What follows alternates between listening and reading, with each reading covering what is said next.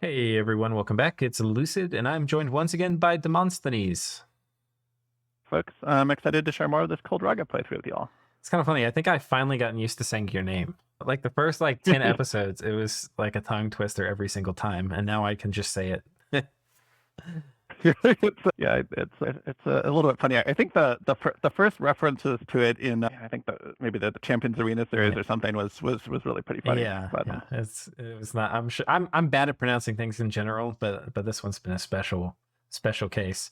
So I think we've looked at this turn before, right? But this maybe the movement orders weren't all done, and this is like the exactly, finished I term, think we looked at it. right? Exactly, I think last time we looked at it sort of fresh, and so you can see that I am storming the capital of Xibalba. Right. And that, of course, Um, is what most of this turn is going to ride on. Because if you can put the nail in the coffin of Xibalba, and there's we don't ruin the surprise, but like when we were looking at it, we didn't know what was inside. We think like he has like a monolith esque, some rock god in there, right? And yeah, yeah, we know that there's a rock god of some sort, and like there were like 700 troops. I think our scrying pool wore off this turn, so we can't see right, them anymore. But there was something like 700 troops inside, and we've killed some of their mages, but presumably most of their mage core right, stealthed in as well. Other thing that we have is the sort of Patala region. So right, folks may recall that last turn we had this sort of huge battle where I surprised them with this huge army that had been concealed with cauldrons at the Elven halls, and unfortunately, your firestorm caster I guess got my murked. firestorm caster, I took an arrow. Yeah, fuck it. A So we still monkey won the poop to the battle. Yeah, face round one. exactly. So we still won the battle via willing winds. This turn, I'm doing a sort of interesting magic phase attack on top of that army, which I think I will not spoil the contents of, Right. and some radiant stuff in general. But I remember strategically, like this is not a friendly army, or it doesn't look like a friendly army Yeah, from Patala. Not Patala, from Atlantis. from Yes. Atlantis. So the No, idea was no, like actually, hold up Atlantis. this front. I know you had said like Diplo might Exactly. have changed. Like I think you told me he attacked or he's like I'm committed to killing the monkeys with you. Yeah, I just asked him what he was up to, and he said, "Yeah, I'm marching on the monkeys." So, I elected not to interrupt him in that. I didn't, tell him much other than that, I'd run into this enormous monkey army. Right.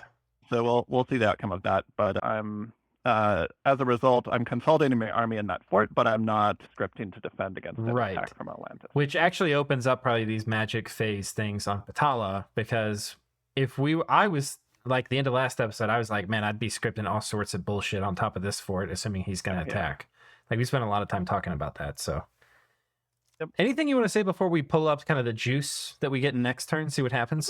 I think we should just pull it up to see. I think maybe there's. All right. All right. So the magic phase attacks are going to be some good shit. We also have a global going up. Was this yours? Nope. This is winter. Oh, cool. So, That actually this probably will be. is going to give you bonus income for a little bit, right? Yeah, I think it's good for me in that sense, but bad for me in that it will make me have to spend fire gems if I want to keep making fire mages over the rest of the game. That's true. So the screen is super blurry for me. I don't know if it's. It's my I think video it's just our connection. Discord connection. Yeah, as long as the recording's fine, no big deal. I like this combo. A few lesser horrors with Phantasmal Army. Because the horrors are only really killy, but they tend to kind of get. Oh man. Frozen Heart is targeting him though, not the other stuff. It's really dicey. The horror is. I think there was one there's somehow one on the back. The commander. Oh. Yeah, I think the commander had been in the back. There's one they missed. Yeah. They missed one of them. Okay. I mean, these are really nice mages too. So we got one cat mage, and I don't know. I've been hoping to get two. Yeah. Phantasmal Army is 10 air gems. Is that right? 8. 8 air. Okay. And you need it's 8 air, and you need an air forecaster, but I've got a million air 3s, so it's just one booster to do it. Right. Okay. And that probably is the thing that Rhaga. That combination is the thing that Rhaga is one of the few nations that can do easily. Because oh, hello. What kind of golem do we have here? Oh, Storm Spool is probably going to do returning. Air Elemental, Wind of Death with 2 pin bonus.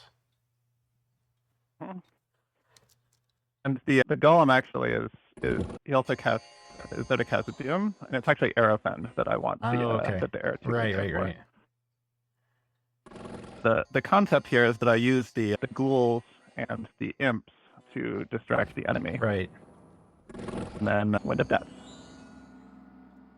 Okay, and he's got one more.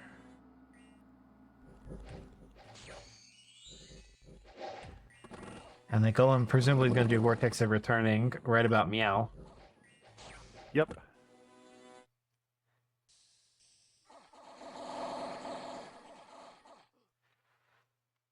Okay. We got none of the yogis died.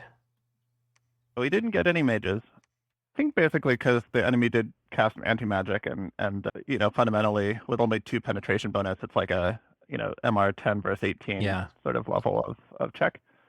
But, even though we didn't get any of the yogis, we really attrited this army. A lot of those Bandar warriors had like 3 experience stars, so it's actually a pretty significant resource for them. And we also cursed them all. So the next time that we have a battle, I don't need to worry about having astral resources. Oh, did the golem get that?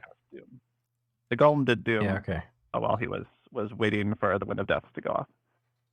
Yeah, that's a zinger. Strategically significant. I think it was like a 20 gems and 50 blood slates attack. It's not a budget thing. But if you don't have a horror harmonica golem, it is very similar in effect, I guess.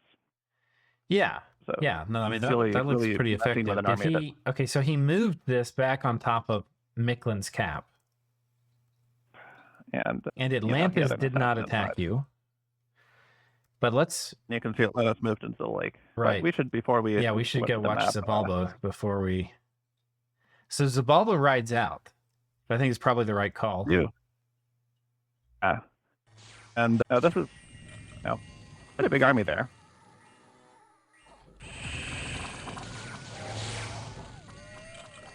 This looks like a small mistake. Were these crossbowmen like mercs or something, or did you want them in front of the cav? I did not. I think they were definitely positioned in front. I suspect that I just didn't have enough space. Yeah. Okay. For everything. Like my guess is there's infantry or something behind ended up pushing across forward or something like that. Yeah. But it doesn't really matter. Structurally, I'm going to be doing fog warriors, and so they're sort of long-dead horsemen and mundane chaff isn't going to be able to do any damage. And they don't have magic weapons in their blast, so the Ocelotls also won't do any damage really. Oh, you're right. Okay, so let's take a look at the battlefield enchantments. We've got Rigor Mortis. Then we've got Wailing Winds. Then we've got Blood Rain. Then we've got Heat from Hell. My Blood Rain. Then we've got Howl. That's his. And we've got Wailing Wind, so you'll both have that. And we've got Relief. This is your relief. So you're doing a fatigue play with Heat from Hell and Rigor Mortis, and he isn't. I think they actually cast the Rigor Mortis. Oh, really? Yeah, which I think actually is probably a bad play for them. I mean, they have all those corpse constructs, and so I think that their hope is that the corpse constructs. Well, they can skelly spam too, right? So they're probably thinking like, oh, we'll skelly spam. But if you get Firestorm off, none of that's going to matter.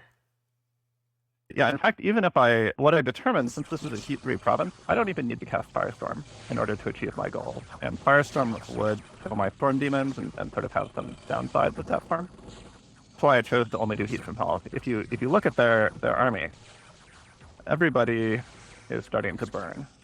Right. And those corpse constructs that have no way to regenerate, etc., and they're pretty slow and kind of distracted in the back fighting. I will say the archers aren't getting much done. I'm going to turn on team colored squares. Yeah. Enemy is mostly just fighting my infantry that I had run forward. You have Firefin too, right? Yeah. Probably the warriors of Niflheim and Muspelheim, but because I have alteration, not enchantment. But yeah, I have. I mean, looking at it now, I feel pretty strongly you should have done Firestorm. Oh. I mean, I'm guessing you'll still win this, right? But I think I mean, you can sort of see that. I mean, I think that you're right because if I had cast Firestorm, look at his mages. Like most of them did not cast protection buffs. Right.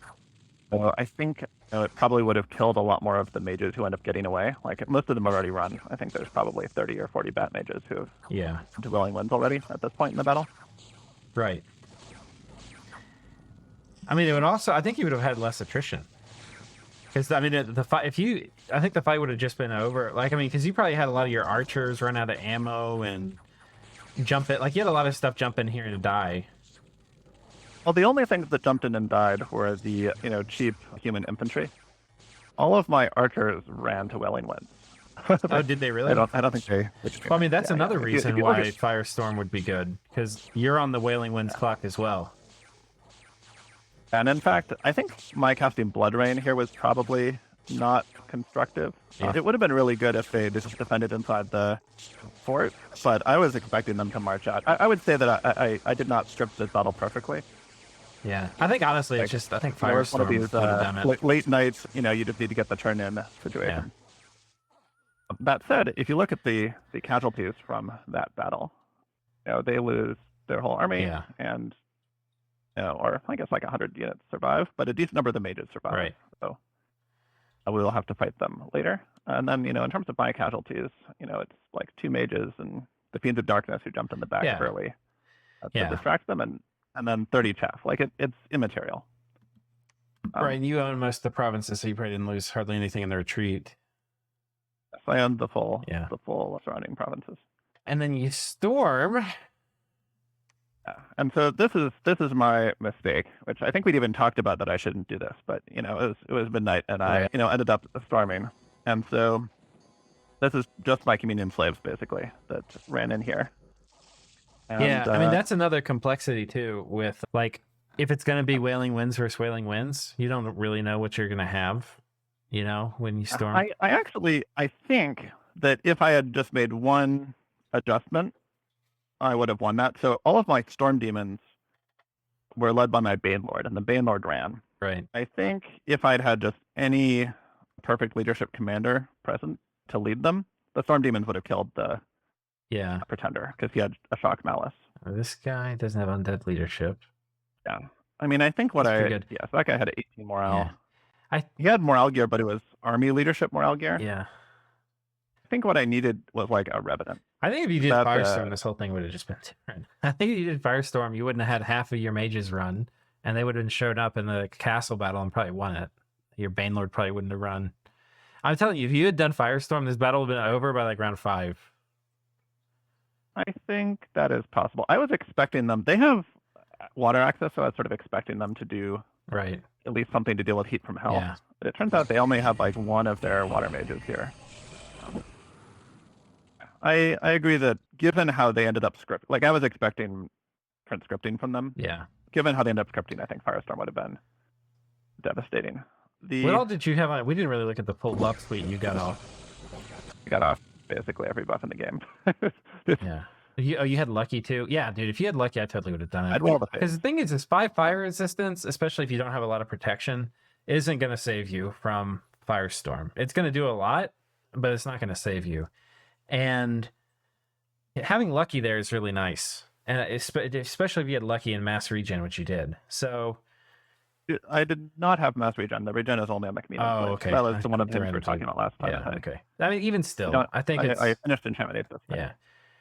I mean, Lucky's going to... I think I would have lost some demons, but obviously I think actually I had 2 good plays. One was to storm that turn, but I think actually the better option was to just hold my army. Yeah.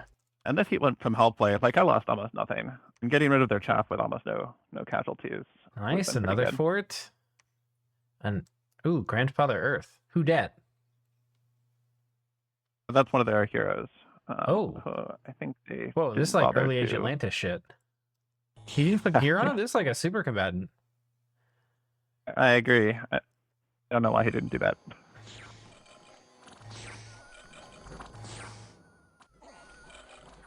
It's probably the desperation or whatever of. I think he's given up. Yeah, I think he's done. He's like, how much energy am I really going to put into this? And of course, did y'all get a sub for Ballin? Oh, so the game is actually currently paused while we look for a sub for Ballin. So okay. which we might just want to wait until after the holidays. His computer was to figure broken that too. out, Y'all can maybe get him to come back, but I mean he's been like that for months, so it's probably better to find a sub. But technically, his computer broke. Okay, well that's a good excuse. Yeah. In any case, I think we'll see if we find a promising stub.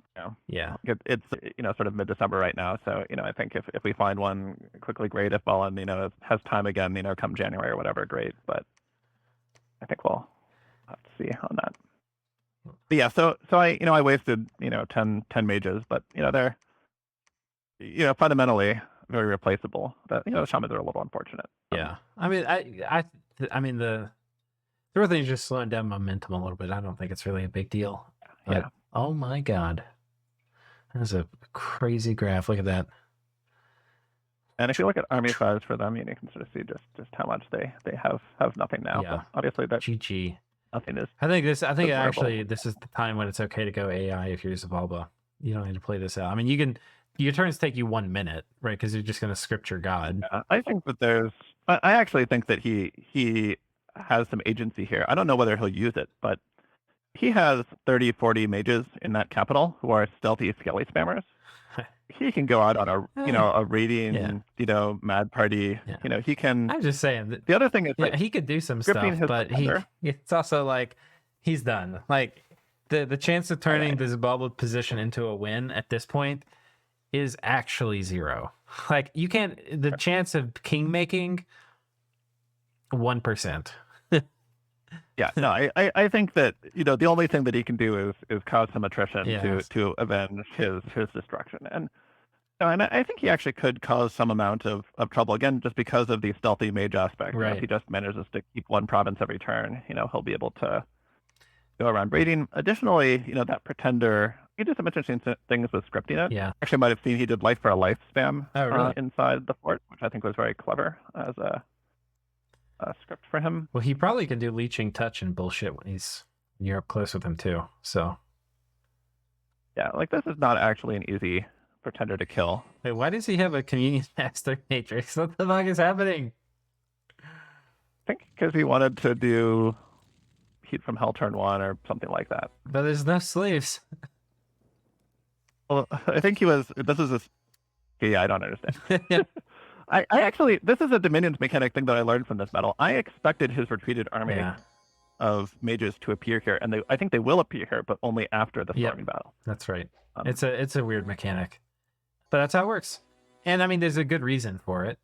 I mean, it's hard to describe logically, but the good reason is so they can retreat. You don't want the mages participating in 2 battles, right? So yeah. That'd be kind of busted if they could fight outside the fort and then they fight again inside.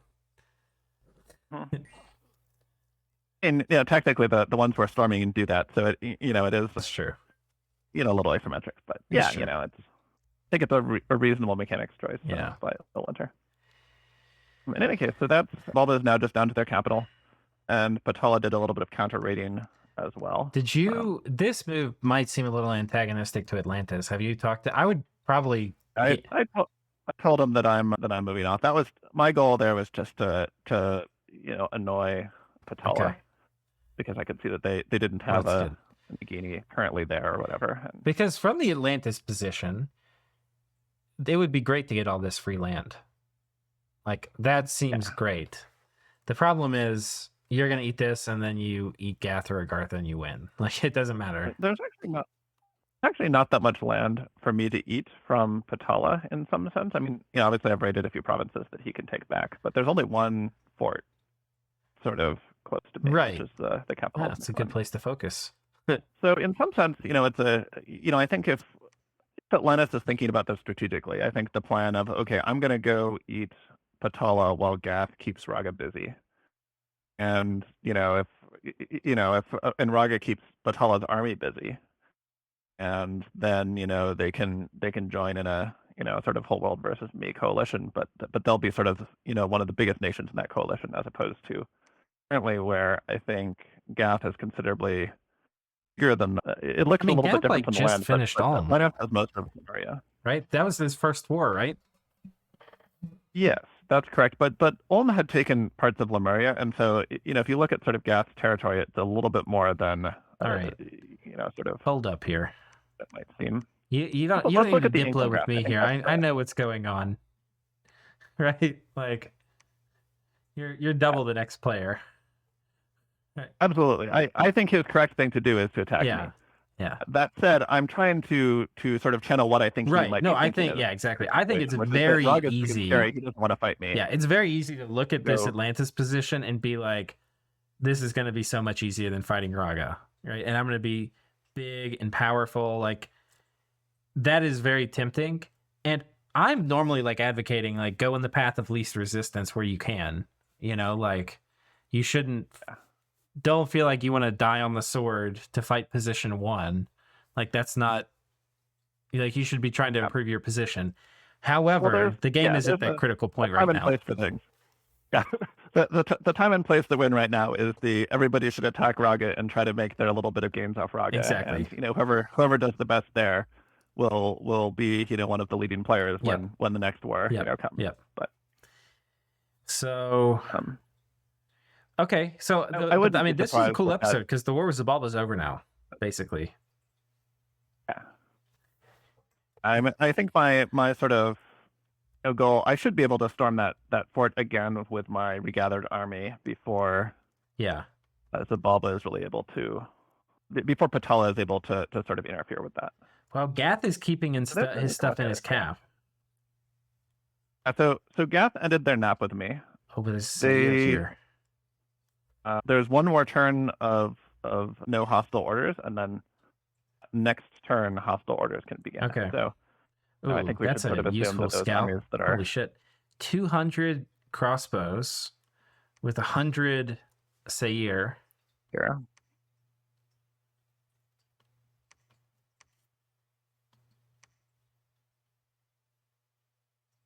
And there's I'm going to have to take a global down in order to put up dark skies. I want to go that route. Gartha with the other thing which is unfortunate. Stellar focus. My guess is that like if I wanted just to spell something, stellar focus is the thing to target. Yeah. But I have a little bit of a problem. So my draconians are now likely to eventually become very low value if Illwinter stays up. I mean, they're still very useful. Their main job is just as a blocker and as siege chaff. I don't think that will lose value. That's fair. They will not be able to kill anything, but they were not good at killing things anyway. So yeah. Maybe it doesn't matter. I mean, they're also okay if you're dealing with like light thug raiding, because like 4 of those guys will kill thugs before they can buff up a lot of times. I mean, that's just another like kind of niche use for them, but I think I've got better tools for light thug raiding. But the first Illwinter attack has arrived. That's actually kind of expensive. It costs you 6 gems. Yeah. Okay, so I think that do you have any concerns about dealing with this army, or do you feel pretty confident with it? I think that I have a few options. I have not thought through my plan for this turn. I think that is definitely an army that deserves respect. Yeah. One thing to note is that Gath does not have magic weapons on their bless. So if I put up a protection buff and fog warriors, those fear will still kill things, but they're not going to just delete whatever's in front of them, especially with Will of the Fates up as well. So I think one concern for me is, whether I can get, sort of the magic duel issue of how I actually get my major spells up. And I've actually been thinking about that. One idea that I've been pondering is that if I go up to construction 8, you can get the Ankh, which does turn 1 of battle life after death. I haven't tested, but I think that is one of the counters to magic duel. Yeah. A lot of times you'll still get your script interrupted. So if you have like an important spell, you want to cast it twice, because like dying and getting turned into a zombie for some reason, I don't know why, it's like weird Dominions mechanics, but apparently that stops you from casting your spell you're working on. Yeah, a little problematic. Yeah, you'd think you'd just be able to cast straight through that. Like, what word did I leave off on? Anukida. yeah. So I'm thinking that, that's one option for how I sort of plan to fight Doom stacks is, structurally, I think the army composition that I'm going to go with is use a bunch of my sort of heat mages in a communion to do things like Wailing Winds and, sort of, Bane Fire, but really just to sort of get all the buffs off and that sort of thing. Then I can bring my Arya Seraphs, which are all communable A3s, and not use them as a communion and just do summon Storm Power and, sort of Thunderstrike spam. Yeah. A lot of A4s, these guys don't have any shock resistance on their blast, so it's going to make it just going to be a lot of sort of offensive firepower available that way. Yeah, Wheel of Fate's going to be pretty helpful here too. Yeah. Yeah, I mean, that's kind of the thing. These I- Gath stacks are, yeah, I mean, even without magic weapons and even without like some of the resistances, they're still hard to cheese. Like you can't nuke the commanders, Yeah, you can nuke the commanders. I mean, actually the nice thing about the world becoming frigidly cold is that murdering winter becomes a possibility for me, and I'm actually considering the possibility. Okay, of you can casting, nuke these guys, but you can't really So the nuke magic these duelers. guys, can you? But the little ones are the magic duelers, right? So Yeah. nuking them Do we?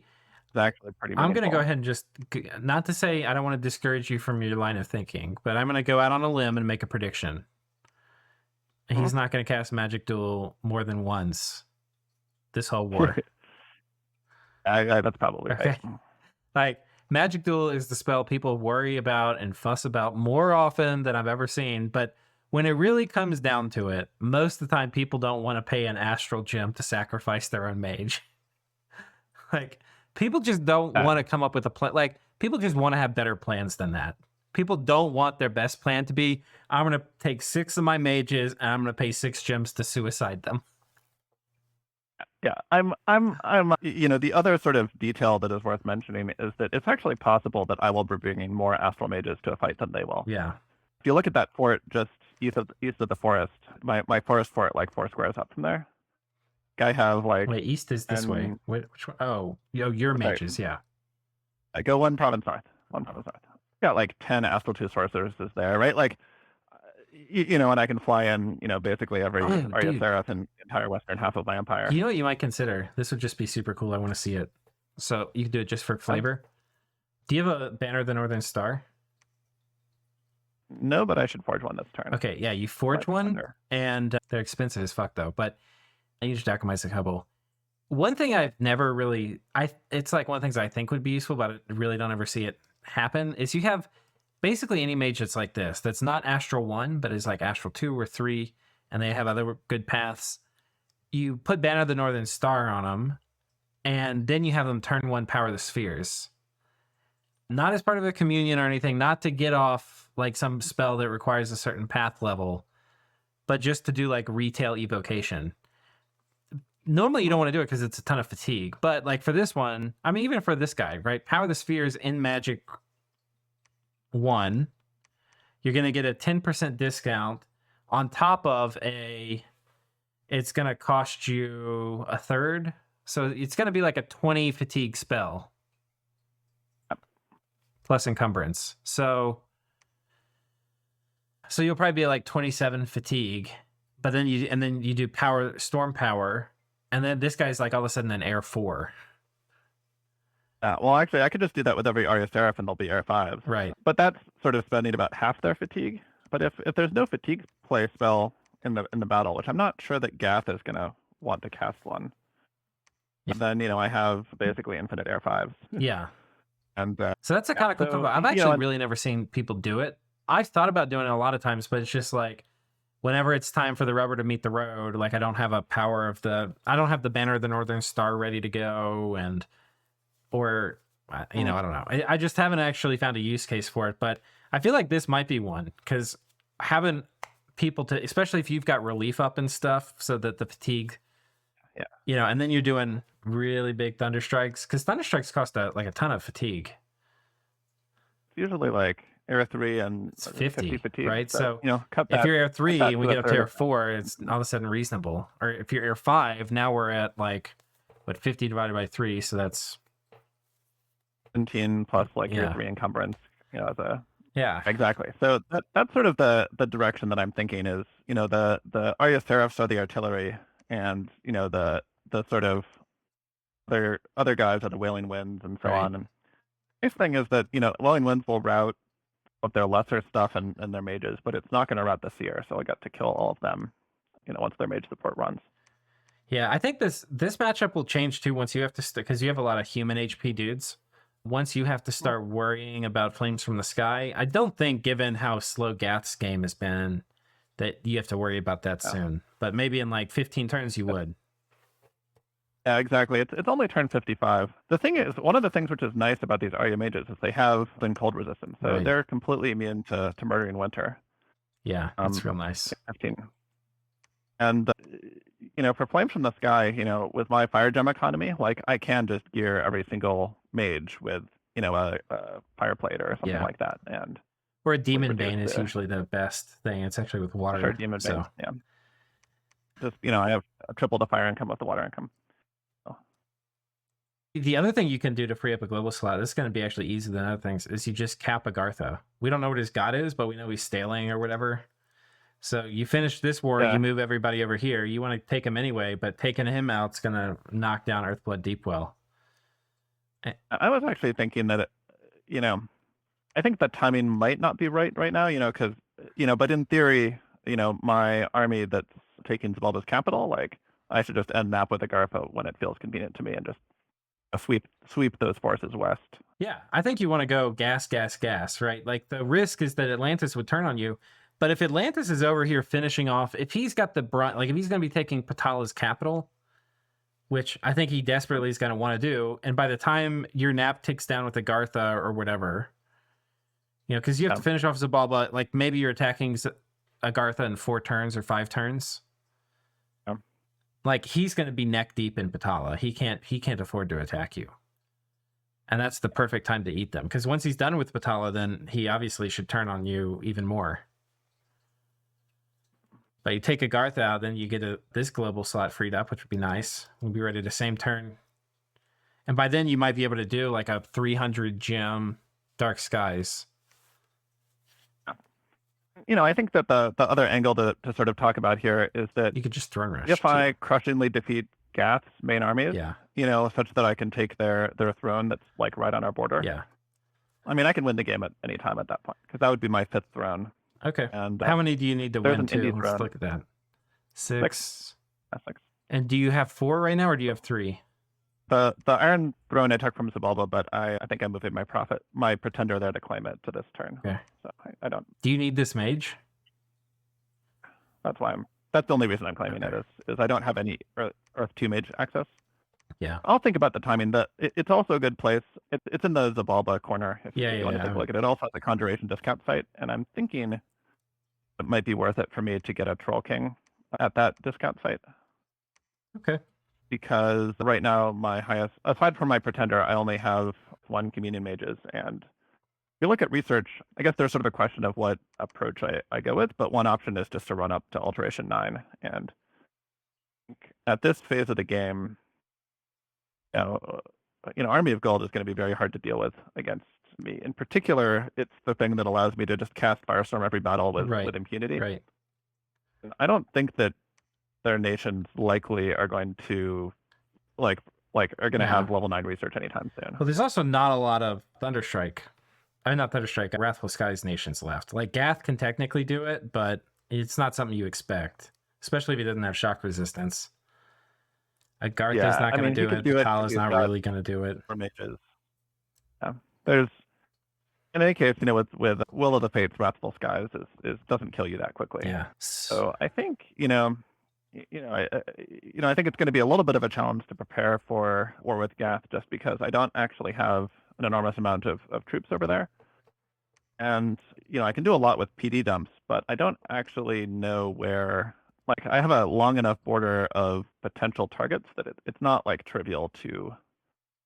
I think the other thing to go for is potentially Demonic Cleansing. It's really good. The downside of going for it is it's only good against Gath. It's not going to help you, I don't think, really in any other matchup.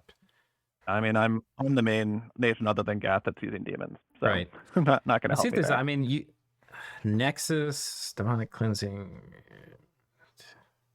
Do you have Earth Death? I mean, I've got a Xibalban but not. I forget what the paths on your fire mages are if they can roll earth. I don't think they can. No, they can't. Dead. Gaia's blessing. Yeah, I mean, if I can do Gaia's blessing with my pretender, but I can just cast all the individual resistance. right, It's just fine. Like, yeah, I think it's this just much less decisive. if you're worried about fighting Gath, demonic cleansing is going to be better than Army of Gold. But it's just Army of Gold's going to be better against everybody else. So that's... I'm not actually sure that that's true. So Gath only has like, oh, maybe it is, because the Seer have Berserk, so their strength gets really high. I mean, the thing is that with my like basic troops with like 16 protection, Army of Gold brings that up to like 20, 26 or something like that. The Seer are actually going to take a while to kill them if the Seer are not Berserk yet. Do the Seer have fire? How much fire resistance does Seer have? I forget. None. Huh? None. Okay, I mean, demonic... Well, okay, but he can do fire. But, I mean, demonic cleansing with battlefield wipes, or demonic cleansing with crossbows, or demonic cleansing with... Absolutely. It's ridiculous. I think that I could just pummel them with air magic. You know, the only thing that they can do about pummeling with air magic is magic duel. Like that, I don't think that they are likely to have any tools to deal with it otherwise. And that, you know, that could argue for my picking up construction 8 first, because I've got enough gems sitting in my bank to forge the Ankh, and then I can when I commit 30 air mages, that will not be an option for them. And I think that's basically it. I just don't see how they'd be able to take a major fight against that. Yeah. And I don't know. There's always like bloodletting and spam and other sort of weird stuff. Yeah, I think it'll be pretty tough for them to win either way. But okay, so in short, you're getting this much left from Patala. You have to figure out how to deal with this army. Atlantis has moved out enough stuff. I think you can think about mobilizing this back towards Miklin's Cap. Because this army, they've not only told you they're going to do something, but they've backed that up with action, right? So, I would mobilize this, get this, finish off these guys, immediately pivot into Agartha while just being purely defensive with Gath. And can you win from thrones by just fighting Agartha? Agartha doesn't have any thrones, so no. But if you know, just east of Agartha is an indie throne. That's east. Throne. Yeah. And, I can take that pretty trivially at this point. So the sort of Agartha is the only person who could interrupt me from taking that logistically. Right now, though maybe if Patala is supported. But here's the thing, like Patala is probably going to want that big army home, right? Like, not sure that they actually want to have it stick its neck out further. Part of my motivation for doing that magic phase attack on their big doom stack, just to make them a little bit scared. That's just some mercenaries. Yeah. The thing is, like, do they really want to march like west or south with their sort of doom stack when Atlantis is invading them from the other side? Like, I think that they're going to move east with that army. It's my current prediction. Yeah, I mean, they would need to move east this turn to save this fort. Yeah. I mean, they have a lot of troops over here. They may feel like they can defend. I mean, you can't... Part of this, too, is like, if they give up Miklin, they're giving up the game. Just another way to look at it, right? So it's like, I need to move back to defend, but it's also you're giving up whatever pipe dreams you have of winning. At the same time, like I'm not sure that advancing with that army to try and take a fort from me is going to be a good move for them. Because in particular, I sort of have them in, like they know that I'm conquering Xibalba, right? So if they march that army south and go and try and take a fort from me, don't I just march an army in the other direction and take Miklin from them? Like, yeah. Yeah. Do you think this army they're very much in a bind? I think you can still... Were they ever doing fire resistance buffs? Did we see it in this battle? Oh, wait, on this one? We can look at their script. They were potentially without their gem mules because they'd been sitting on a lab, and then we pushed them off and at the surprise. I think the sort of... Doesn't even have Aerofend. They're starving. Yeah. Again, the sort of unexpected location was very problematic for this army. Like, I bet that they just were short on gems. I mean, you haven't used Firestorm yet, have you? And, there's a good chance that if that army marches out, cut out for a second. I was asking, have you used Firestorm yet? I have not. So in part because they killed the guy who was going to cast it. Right. They may be. But I mean against any player. It. You haven't used it against anyone. Oh, I have not. Yeah. I think you still No, I've firestorm this army. Perhaps. Yeah, I think firestorming that army. You know, the main. I will need some sort of front line that can deal with the sea trolls. Like sea trolls are not going to die to firestorm. They'll get HP routed. They've got enough protection and they have a lot of HP. You got fog warriors too, man. They're gonna die. Yeah, that's true. Yeah, as long as I don't pop my own fog warriors with the firestorm, which I think I can avoid. Yeah, that might work. I mean, the other thing though is just don't pop it on your front line because it's gonna be the horsies or whatever. Yeah, I mean the other option I have is I just wait 3 turns and then do Army of Gold Firestorm, and we'll see. I think this turn my current thinking is that I stay put and see what they do. Okay. Maybe set a firestorm trap or something. Where the intent is to just cause a bunch of attrition. I might even be able to do like firestorm. I don't know. Anyway, we'll see. Yeah, I don't really think you're on the clock. I will not on a clock to kill them. I would be looking at.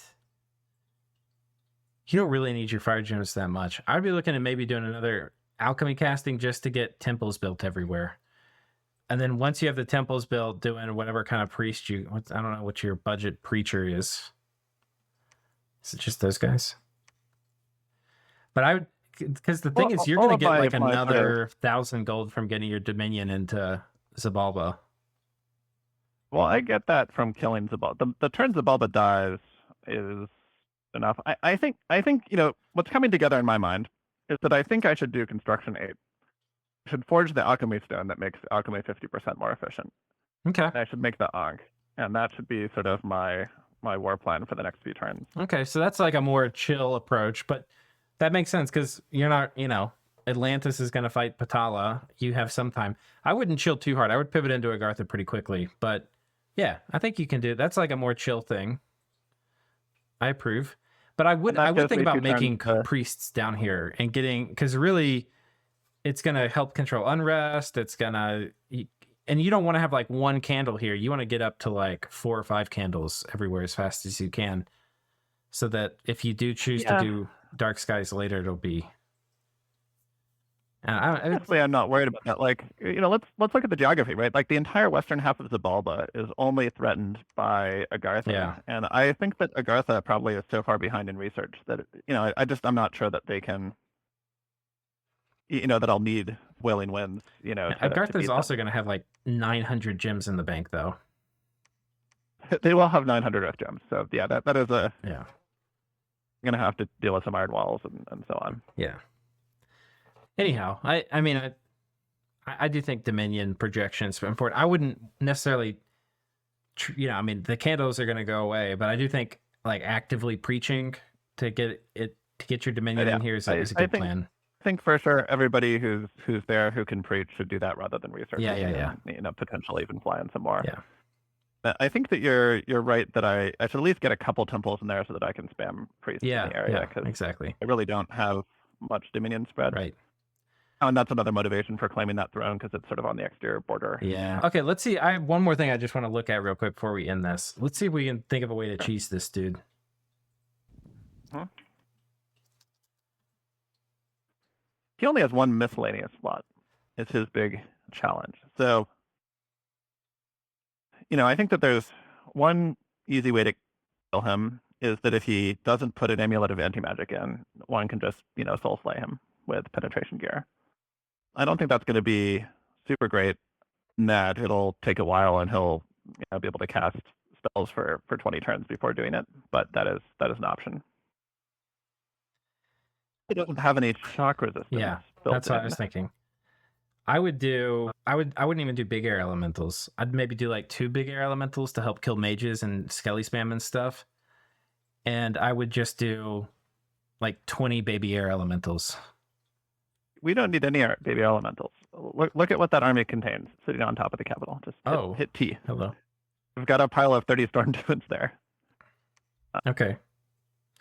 Just do 15 armor negating shock damage. And 15, I think, is like if he puts a ring of shock on. Oh, and you got these guys too. Yeah. I think that's the highest he can get up to because he will cast Iron Skin off script, and there's probably, and I think there's no way to stop it because he's a. No, he won't cast it off script. But he's got innate caster. He's going to do it off script. No, because it's the innate caster is gonna block the percentage adjustments that the casting mod will do. So if I were like Oh, I see. turn Iron Skin off 98%, then the innate caster will do Yeah, it maybe- anyway. But Maybe we it's should watch the middle. I thought he cast Iron Skin after turn 5 of the battle, so let's just watch his watch. script. That's why I'm wrong about these things all agree the that time, but I thought I knew your this. description is he does fit my understanding, but I thought I saw him 4, 5. He's definitely off script now. Iron Warriors. Oh. Iron Warriors, yeah. But Iron Warriors was himself. Okay, fine. So Iron Skin is about Iron Warriors. Huh? How about that?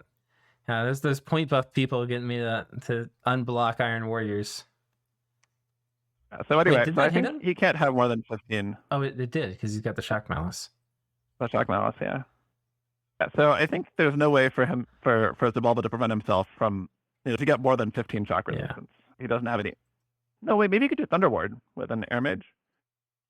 To have Thunder like a Ward. communion and shit, right? They've got 30 Bat Mages who have nothing to do, so then help this guy not die. So yeah, I don't think it matters. I think with Rush of Strength, Storm Demons will be doing 14 shock damage at every hit. I think you just attack largest with that ball of Storm Demons and Rush of Strength, and probably he'll die. Yeah, I think that's probably right. I mean, I don't think baby air elementals would hurt, but I think you're right. You don't necessarily. I wouldn't go breaking your bank. I think baby elementals would hurt because they do less. They have less damage density for shock damage. Like the little shock attack on them is only like 6 or something. That's true. Whereas the Storm Demons. But how many 14, are you gonna? So. Yeah, you will be able to surround him with this. Okay. Yeah, if you're gonna, I think this. Well, okay. Here's the thing, though, is you have to potentially deal with the Skelly spam. I don't know if there's a way around this, because on one hand you need to deal with the Skelly spam, so you don't want these guys jumping in turn 1, and you also don't want to shoot them with friendly fire like arrows and shit. So maybe if you get Arrowfin. Have to bring the archers. I think the archers are probably not actually helpful for that battle anyway. Well, you're going to potentially have 100 skeletons a turn getting made. No, Firestorm, they all disappear. That's fine. Okay. I think it's Firestorm, and then do like Marble Warriors on the Storm Demons, that kind of thing. Okay. Yeah, I like that plan a lot. Then the Firefend, yeah, and Mass Regeneration, and I think that they won't be able to do anything about it. Yeah. Okay. I like that plan a lot. That's a really good one. Cool. All right, dude. I mean, things look to be going super easy. Not easy. That's the wrong word. But I think you're just very much on track. And I guess next episode we'll get to see this battle with Gath. So that'll be fun. And I think, yeah, probably. I mean, next turn will not be attack orders with Gath. Well, let's save up to do the next episode once you have. I think we'll do next episode. We'll have a quick prep turn, and then the war begins. Yeah, sounds good. Cool. Thanks so much for your time and sharing this cold Rhaga playthrough with us. Thanks, everyone. Take care. You're having fun.